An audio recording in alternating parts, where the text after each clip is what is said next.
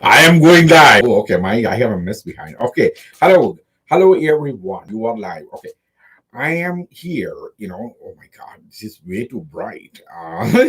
Uh, I am here to actually say what is the normalcy because the question actually came up to me. I mean, I think this is adjusting by itself. Okay, I'm not touching. Okay, you can see my hands are not there. I mean, if it is adjusting the lights and everything, it's not me. uh, Now you see me. I'm here. I'm here for all of you. The people on Facebook, the people on not on Facebook. I mean, I'm not live on Facebook. But some people may see me on Facebook, but some people may not. But there are other places where people can actually watch me. Lonelypoet.org. That's where you can watch me. There are people there who's watching me. I don't know anybody's going to chat with me here on YouTube directly, but I'm only looking at YouTube. All the other places it gets placed. Okay, all that introductions are over. See, I have a thought of having fun with little kids is not the best idea early morning. They don't sleep. They can't sleep. I don't know whether they are gaming all night or whatever they are doing. But said all that.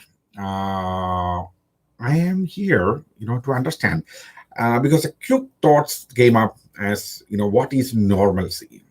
Normalcy. Then I said, okay, right now, I used these words. I said, normalcy is a fantasy for people, because what was normal for people who know it now, this time, this era, people know what was normal. It is not normal. I mean, I can't go out. If I need to go out, I need to put on a mask and gloves, and not because somebody is forcing me to do it. I don't think anybody is forcing me to do it, but I am forcing myself to do it because unfortunately the situations have become like that. Where because some people in rural China decided they can go and eat whatever they want to eat. I mean, I don't mind them eating. As long as they are not getting sick and spreading sickness all around the world, they can eat whatever they want. But that's what happened. I mean, it happened. I'm originally from India. I lived in India for 28 years and I came here. I know in India, people the same way. They consume a lot of things. I have seen people eating cats. I'm not kidding. Cats, wild cats. I mean, not bobcats. And there is a wild cat variety, maybe the Indian bobcat. So I have seen people eating them. So people do weird things. And 2 years back, in the state I am from, called Kerala, some people decided to eat something like a bat or some creature, some bird. Some exotic bird. They went into the reserve forest. The reserve forest is where you are not supposed to go and cut trees or kill any creatures, but they went in and captured this creature and ate it and got something called Nipah virus. And Nipah virus is much more deadlier than corona. It kills about 85% of the people who gets it. So the Kerala, where I'm from, they learned about viruses and how to stop them and all those things. So from that point onwards, the normalcy there deviated from this was a normal and they deviated to this is a normal. Do you understand what I'm going with? What I'm saying is normalcy is something which people need to understand, that there was a normal and events actually happened, and the normal from there right now is standing here. So that normal is a fantasy, and that's where people are really trying to go back to. This is like a planetary retrograde. A planetary retrograde happens. Okay, when you see when a planet going around the sun, you may see it going like this, and suddenly because of the Earth moving really fast, it appears that this planet is going backwards. So then that the retrograde. Then once the retrograde is over, that means okay, when we are pretty much in line with that planet again, it goes through the same point. That means the normalcy we had, if we want to go back to it, you may have to go back through those channels where we ended up here. That doesn't necessarily mean hundreds of thousands of people need to actually get infected and die. I'm not saying that. That's what many people actually interpreted it as. What I'm saying is we have to take step backwards, to understand where we were, how to reach there. That path need to be, specified, and it need to be coming from, most of the time from government. There is no private agency out there who have any interest in giving any normalcy to anyone. They are there, the private agencies and private companies are there to earn a profit. And doesn't matter what happens to people, how it all happens, they just do it. They just do their thing to make money. But if really need to be people need to be served, that should be done by the government. I don't think there is any infrastructure currently available in the states of the United States or the federal government to do anything like that. I don't see it. That's why we are all in lockdown mode, for a prolonged time. And this is something everybody should understand, that this whole pandemic occurs. Pandemics happened before. There was pandemic situations, like in Ebola was outbreak situation in Africa, H1N1 in 2009. There I was in St. Louis, and there was a pandemic situation, and the people were all wearing all these hand sanitizers, and things like that. And I was like, man, what's going on with this? That happens. But when this happens, we need to lock down. And how long the lockdown should be? This is a debate I've been debating with many people, and even myself to a great extent. When information comes in, okay, where was I wrong? Because the information may not be as much as what we desire it to be, because nobody expected 100,000 people to die. But people like me who have encountered information, at least the information part of the pandemics. Not in this scale. I don't think anybody in lifetime, I cannot say that I have experience dealing with this situation. No, I don't. Nobody has. Okay. Yeah, worldwide shutdown. But the shutdown usually happens for 1 month, maybe a month, 3 to 4 weeks. That's a maximum a lockdown should be. What it means and what needs to happen during the lockdown is there are equipments and there are resources that needs to be allocated. Resources includes these so-called PPE. We actually got a new acronym very easily. That is the PPE, personal protective equipments, and devices, like ventilators and ICU beds that are not available. Temporary facilities need to be allocated, like when you shut down, you take the schools or other big buildings that is available in a local area, that need to be taken, and we actually use that. These kind of steps is what is necessary. And then another factor that need to be there, that which we in United States we actually faced in a very brutal way, which is people are not trained to handle such situations. And just because of that, there were a lot of problems we faced, because there is no sufficient trained nurses and doctors in this. The specialist doctors are not necessary for a pandemic. There is no, because what is a specialist doctor going to do? I mean, there is no treatment, there is no preventive. We don't have any of those things. When people are very, very, very violently sick, how do you handle that? And for that you need sufficiently trained nurses. That's what they need. And instead of that, they are actually bringing back very super specialist doctors, who is like, what am I supposed to do here? They don't know how to handle this situation. Now the problem is that people are in a situation where they are gaining that experience, but now we don't have sufficient. What is the projection? When we actually put a projection of the 2 million people going to get sick, and about 100 to 150,000 people going to die, I think we are pretty close to that figure. Even though, if we have done some things, I'm going to come back to the normalcy part of it. How can we achieve that normalcy is what I am actually coming to. I need to say the past before I can say what should be happening. Where we are right now is, we we know what resources we need, but we don't know where the resources are. It is scattered all around the country, or even in within states. It is not accumulated so that and hand can be handled.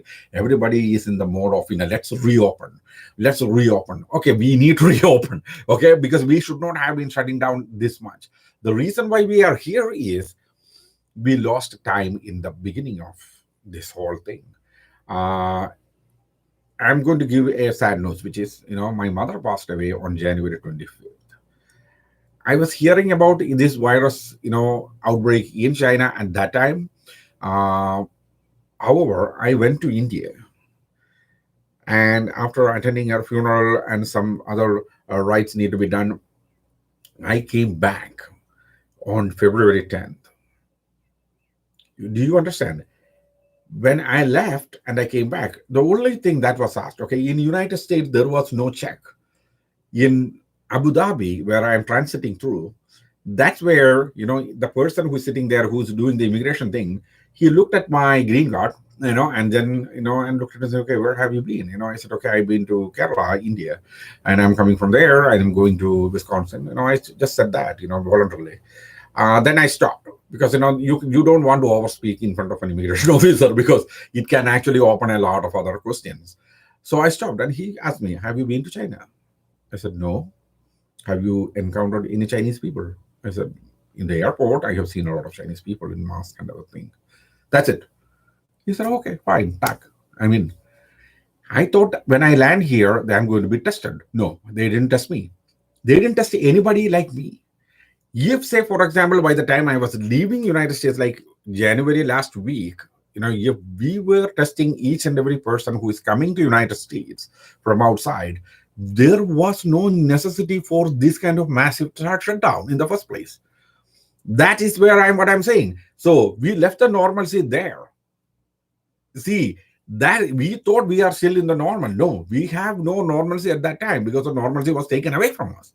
Then we needed to, come and do massive testing then. Because if we are not testing people coming in, then we need to do massive testing. And that didn't happen for in the entire January, entire February. And in the beginning of the March, we have no testing. We have no test kits. We have nothing. Last week of March, we shut down. And we shut down because we were forced to shut down because it is spreading like hell. So the only way we can stop this is to keep people away from this. Whoever is getting sick, let them get sick. So a large amount of people got sick. There are multiple numbers. I have some numbers written down here. My information. Yeah. One of them is saying about 43,000 people would not have got sick in the first place. This is what the saying among the another number is a much more really weird number, which is the most authentic, from the statisticians I have received. What they are saying is 1/10 of this, okay, or the 10% of the people who died would have been the number if we started testing by the last week of January. That means that around 10,000 people dead would have been the number in the United States if we started testing foreign travelers coming to United States by the end of January. It is a matter of debate. Many numbers are floating out there. I have seen many other numbers which are much more, rough. This is kind of reliable information. 43,000 more less is people getting sick is an apt number which looks very good. But still, these kind of numbers, coming from different sources, I don't want to really give sources at this point unless and otherwise I have an authentic information. Otherwise, there is no point. But I'm saying, whatever was the numbers, whatever was the case, we were not ready. Those steps, those checklist things which we needed to do, we didn't do.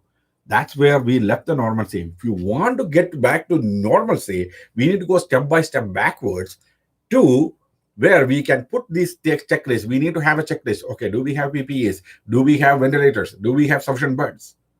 For 2 million people projected to actually be in there. 2 million beds means there may be 2 million beds in the United States. But do we have 2 million ICU beds where there is a ventilator available for that person? This is where we failed. This is where most of the Europe fail. This is not just us. I'm not pointing fingers at anybody at this point.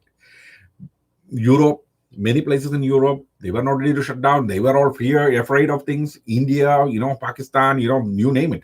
They all had this problem. They were suppressing this, oppressing this, they were doing all the weird things other than the right thing.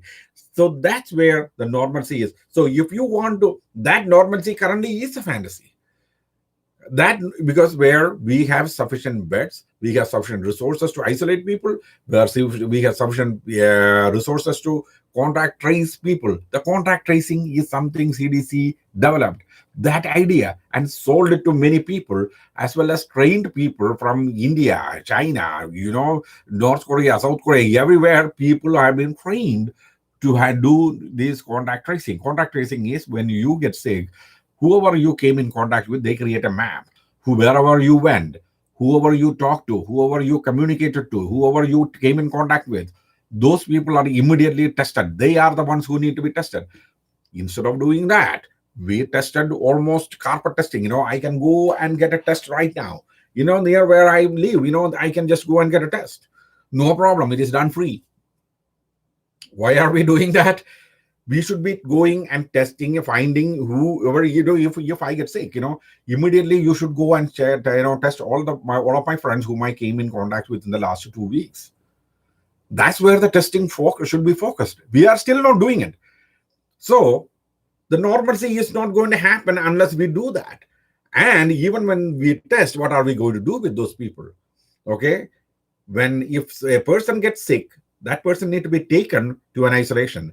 The contact tracing, those people need to be isolated from public altogether until you are sure they are not sick or they have no virus. This is what you should do. This is where I'm saying normalcy is a fantasy. This is nothing to do with poetry. That is the final news. Okay, that is the best. But well, I cannot say that there is no poetry happening. As a poet, and many people are here. I made a mistake. And I'm going to give you that. Okay, now we are away from all the corona, COVID, and all those things. We are away from that. Okay, if you look at this, you can. Oh, I don't know whether you can see. You can see something written here, isn't it? At least you can see. But the problem was there was something more important written on the backside of this.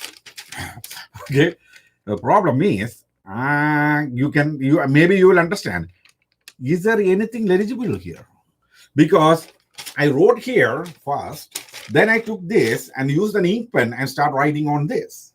See, this is the ink pen I used, and I start writing on it. And once I wrote everything and I looked at here, I cannot read anything I have written here. So now I'm in the process of really deciphering this. I cannot write, because this is very important. This is a idea of a poem that I was working on. It is getting developed from an idea into a verse form. So this is a fresh one instead of the last fall time ideas coming into play. This is a much more fresher idea. The idea is called the burning pages. So that much is it, and the pages are burning my brain out right now. So that's what's going on right now when it comes to poetry. So for some days I've been still working on it. I've been getting idea into it, working through multiple things. Okay, forget about all this. Another idea I'm working on is called the Battle of Emo Ridge. So the Battle of Lovers Line, the Battle of Heartsville. I'm making an idea because it's about a battle thing, but it is a metaphorical thing. The whole poem is a metaphor, actually coming and showing what is the Emo Ridge. So somewhere I'm going with that idea too. So those things are happening. I don't have a poem at this time to actually present. So I'm not going to do that. So we are almost at 20 minutes. Okay. So that will be a good time for me to say bye. So maybe this is a good start. I don't know how many people are going to even watch this. I don't have much of a subscribers list, thousands of them. So I cannot do video, broadcast. They say I need 1,000 subscribers to do, video broadcast. I mean, from the mobile broadcast. But I'm on the desktop. I'm most of the time home. And those who are interested, to watching me write and going through all these, self communication, isolation communication, whatever you call it, they can watch it from my website lonelypoet.com. go to live.cam. You can watch me live, in my room. Uh, Please use a Microsoft, Internet Explorer, or this Chrome, Google Chrome. For some reason, my Firefox is not compatible. I mean, this camera thing is not compatible with Firefox, so it doesn't work that. That's unfortunate. I'm sorry. So that's where things are, and nothing much more. Once the poems are ready, or at least I'm ready with some of the poems to, even old poems, I may recite back. Once I'm ready with all that, I will come back and do that. I'm going to add more videos to my shows. Okay. Okay, you have a fantastic day. It's a good Friday, and it's a great day out there. Last night it rained, so I have some work to do in my yard too. My grass is almost about 7 inches tall, so and the city will tolerate it for like about 2 more inches. I mean, 9 inches is their height. Then city will come and cut and give me about $250 fine. So I want to avoid that. So that's what I'm going to do. A little later, I'm going to do my yard cutting. Maybe I will do a live from there. Well, if I will record it and post it as a video. Me cutting, my rolling with the lawnmower, and my billy before the lawnmower, things like that. Whatever, Anyway, have a good day. Have a fantastic weekend. Everybody enjoy the weekend. These weekends are amazing. Last weekend was incredibly awesome. I loved it. I was not out in the public. There were a lot of people out there. I was not there, part of them. I had other things to actually do it. I had my Eid celebrations, which was subdued. I mean, we didn't actually go to mosque or anything. We did all it by myself, and went to my relatives' place. That's it. They are all very safe people, so I can be safe with them. So that's about it. And may God smile upon you all always. Bye bye.